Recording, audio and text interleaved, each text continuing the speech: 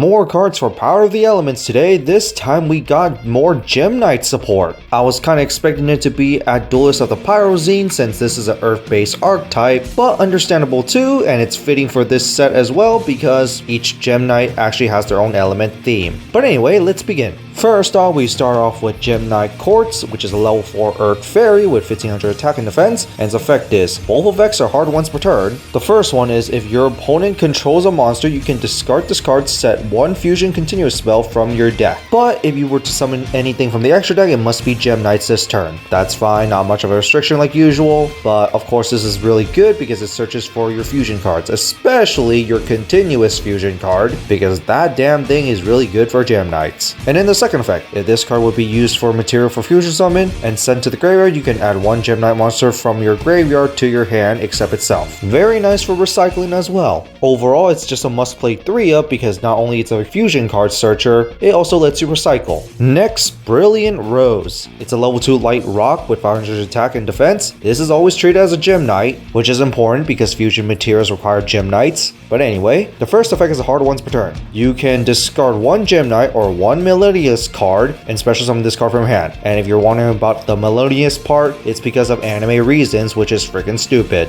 But anyway, second effect. Once per turn, you can send one Gemini or one Melodious monster from your extra deck to the graveyard, and then this card gets the name, type, and attribute of the sent monster's original name, type, attribute into the end phase. This is very nice to cheat out some of your boss monsters, especially some of them have very specific materials, so being able to cheat that out is pretty nice. The only thing I just don't like is the anime part of adding the Melodious part. I get the anime thing, but still. Yuzu never ran these roses in her deck. And now to a new fusion monster, Gemini Lady Rose Diamond. It's a level 8 Earth Fairy fusion with 2700 attack, 2400 defense, requires one Gemini and one Fairy monster. Easy condition, and its effect is, during your opponent's turn, the first time a Gemini would be destroyed, its destruction is negated. Pretty decent protection, I must say. Second effect, when your opponent activates a monster effect during your turn, quick effect, you can banish one Gemini card from your graveyard, then target one face-up card your opponent controls and destroy it. Keep in mind one thing about the second effect, it is not once per turn.